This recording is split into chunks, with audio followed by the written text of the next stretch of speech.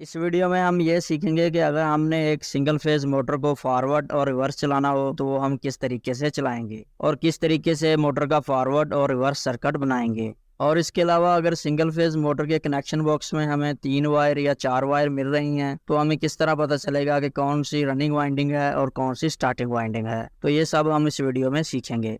Motor को forward और reverse चलाने के लिए हम केम स्विच का भी इस्तेमाल करते हैं और इसके अलावा अगर मोटर कम कैपेसिटी की है तो इसको हम डायरेक्ट पुश बटन के जरिए भी चला सकते हैं। लेकिन इसमें जो पुश बटन हम इस्तेमाल करेंगे वो 10 से 15 एम्पेयर के होने चाहिए ताकि मोटर का लोड बर्दाश्त कर सके। तो इस वीडियो में हम सिंगल फेज मोटर को पुश बटन के जरिए फॉरवर्ड और रिवर्स चलाएंगे, जिस तरह ये लिफ्टिंग क्रेन वगैरह में हम चलाते हैं। उसके बाद आते हैं हम सिंगल फेज मोटर के कनेक्शन की तरफ। सिंगल फेज मोटर के कनेक्शन बॉक्स में अगर हमें 4 वायर मिल रही हो तो इनमें से 2 रनिंग वाइंडिंग की होती हैं और 2 स्टार्टिंग वाइंडिंग की। तो हमें किस तरह पता चलेगा कि कौन सी रनिंग वाइंडिंग है और कौन सी स्टार्टिंग वाइंडिंग है।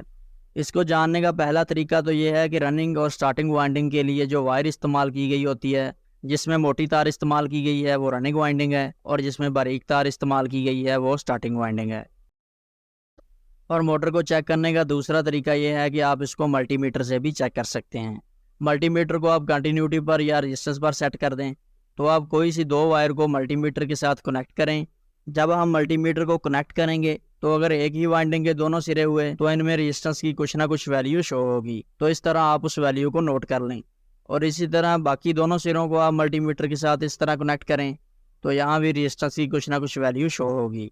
और इन दोनों वाइंडिंग में से जो ज़्यादा रेजिस्टेंस की वैल्यू शो करेगी वो स्टार्टिंग वाइंडिंग कहलाती है और जो कम रेजिस्टेंस की वैल्यू शो करेगी वो रनिंग वाइंडिंग कहलाती है।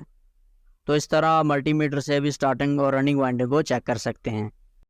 और उसके बाद रनिंग और स्टार्टिंग वाइंडिंग के कोई से 2 सिरों को हम आपस में जोड़ देंगे तो इस तरह ये कॉमन वायर बन जाएगी।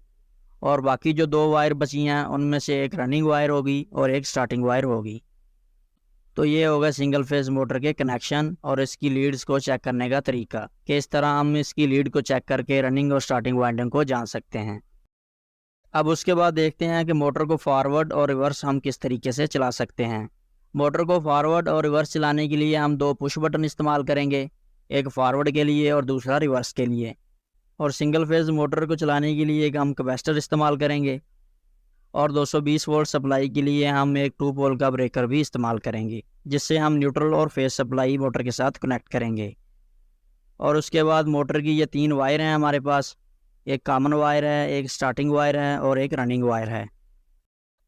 सबसे पहले तो हम न्यूट्रल वायर को ब्रेकर से मोटर की कॉमन वायर के साथ कनेक्ट कर देंगे। उसके बाद हम फेज वायर को लेंगे और रिवर्स पुश बटन के साथ कनेक्ट कर देंगे और इसी फेज को हम यहाँ से ही फॉरवर्ड के पुश बटन के साथ कनेक्ट कर देंगे। अब उसके बाद फॉरवर्ड के पुश बटन की दूसरी साइड से हम फेज को लेंगे और रनिंग वायर के साथ कनेक्ट कर देंगे और यहाँ से ही फेज को हम कैपेसिटर के एक टर्मिनल के साथ भी कनेक्ट कर देंगे। अब उसके बाद कैपेसिटर के दूसरे टर्मिनल को हम स्टार्टिंग वायर के साथ कनेक्ट कर देंगे। तो इस तरह जब हम फॉरवर्ड के पुश बटन को प्रेस करेंगे तो मोटर फॉरवर्ड में चलने लग जाएगी। अब उसके बाद रिवर्स के पुश बटन से हम फेज वायर को लेंगे और इसको डायरेक्ट स्टार्टिंग वायर के साथ हम कनेक्ट कर देंगे।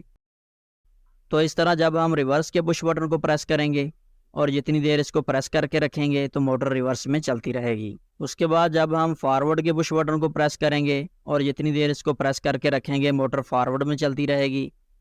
और जब हम रिवर्स के पुश बटन को प्रेस करेंगे तो जितनी देर इसको प्रेस करके रखेंगे तो उतनी देर मोटर रिवर्स में चलती रहेगी। सिंगल फेज मोटर को फॉरवर्ड और रिवर्स चलाने के लिए इस तरह के कनेक्शन हम क्रेन वगैरह के अंदर करते हैं। ओवरहेड जो हमारी क्रेनें लगी होती हैं उसको फॉरवर्ड और रिवर्स चलाने के लिए हम इस तरीके से कनेक्शन करते हैं। तो दोस्तों ये थे सिंगल फेज मोटर को फॉरवर्ड और रिवर्स चलाने का सर्किट। तो इस तरीके से हम पुश बटन के जरिए एक सिंगल फेज मोटर को फॉरवर्ड और रिवर्स चला सकते हैं। तो दोस्तों उम्मीद करता हूँ कि ये वीडियो आपके लिए काफ़ी हेल्पफुल रही होगी। वीडियो अच्छी लगी हो तो लाइक कर दें और इस तरह की मज़ीद वीडियोज़ देखने के लिए चैनल को सब्सक्राइब भी कर दें।